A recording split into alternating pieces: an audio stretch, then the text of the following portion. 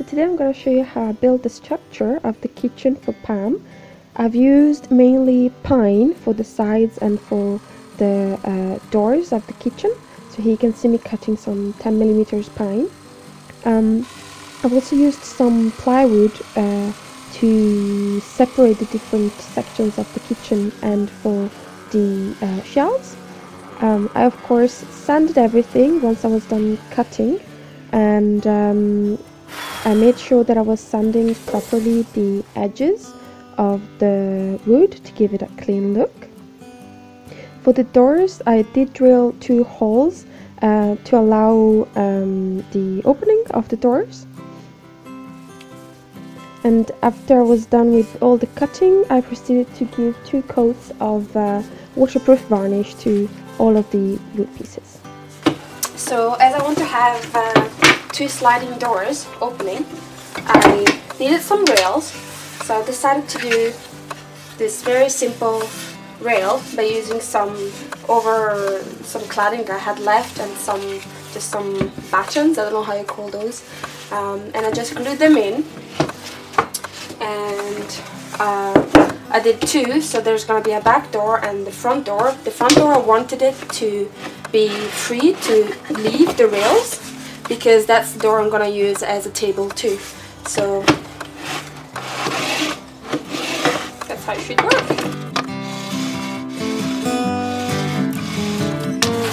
So making the rails is super simple. All you need is a piece of wood that I already cut and slightly sanded, and then some, maybe it's written here. In Italian it's listello, I don't think that helps. It's like a small wood piece, and then you just cut it to the length you need it.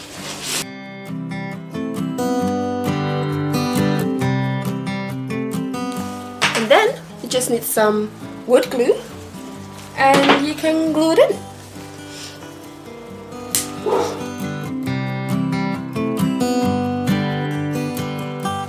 And you want to make sure that it's the correct width, so I use a piece of wood of the same thickness as the doors as a gauge to make sure that I'm gluing it on the right place. As you can see, I fixed the sides on and I did some separators. So in here I'm gonna have my gas, in here I'm gonna have my food, I'm gonna put a shelf there as well, and here it's my tanks. What I need to do now is to drill 2 holes here to put the interrupters. I'm gonna have the same interrupter that I have for the light, and I'm gonna have one for the water pump and one for the ignition for the hub.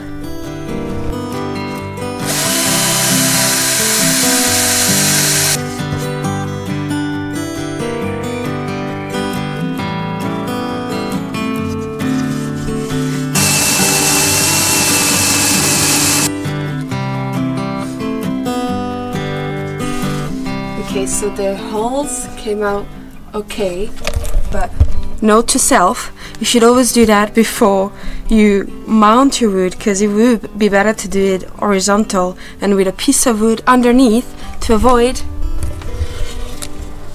this happening. But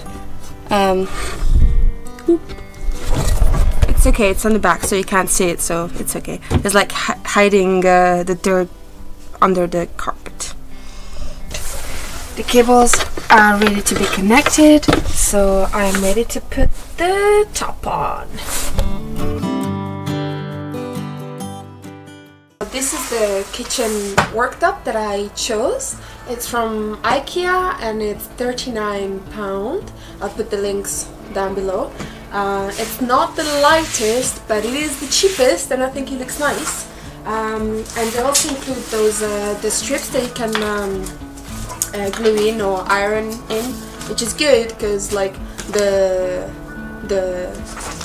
roll of this is like 5 to 10 euros. So yeah, I mean it's very long. There's even a longer version, but for Pam it's probably just gonna be used like this much, and then with the rest I don't know what I'm gonna do.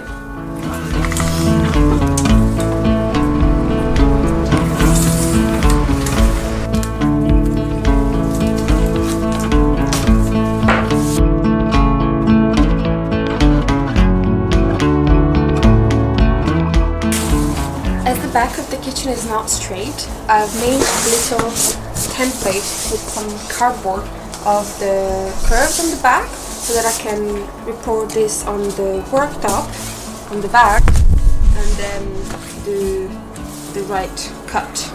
Last time I didn't do this, and I must say it looked quite horrible, so I don't want to make the mistake another time.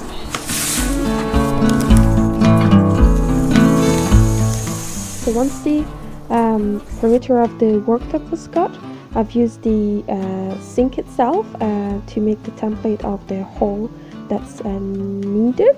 There's also the dimensions of the hole in the manual of the Dometic sink. Once I was happy with the hole, I proceeded to fit the worktop to the kitchen structure. I've used some corner braces to fix it to the sides of the kitchen. And then I fit the doors. I first fit the inside door, of course, and then the outside one. And then I was able to fix the front of the worktop to the sides as well. And finally, this is just me trying to see if the door is working. It did take a little bit of fine-tuning for the doors to smoothly open and close.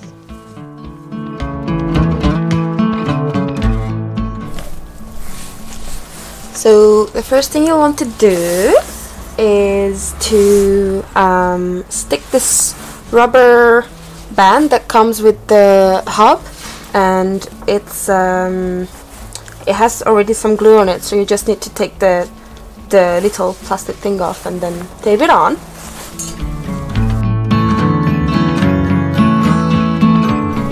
Okay, so the rubber tape is on, and I've put some sealant as well on the worktop, just to make sure that everything is nice and sealed so that no water comes through. And now it's the big moment. We shall try and fit it in.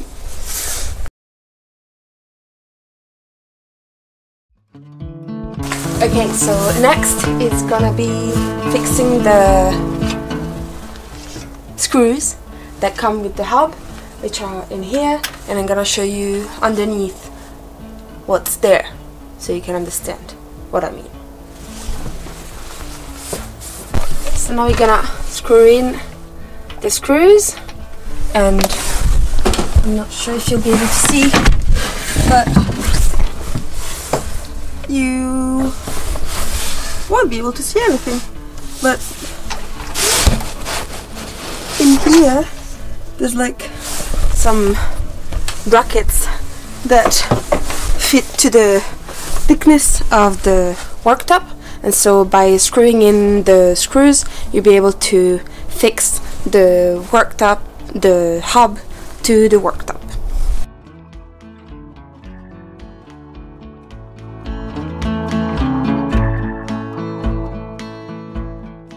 I've created this little section for the gas bottle, and I've fit this little, it's hard, wooden thing that slides up for when I need to remove it, but when it's in, the gas bottle does not move, which is what you want. And now I'm gonna just attach the tube to the sides using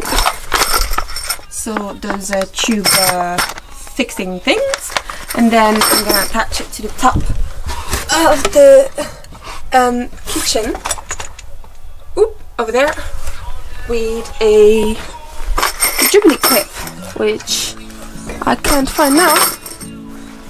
Ooh, there you go, one of those.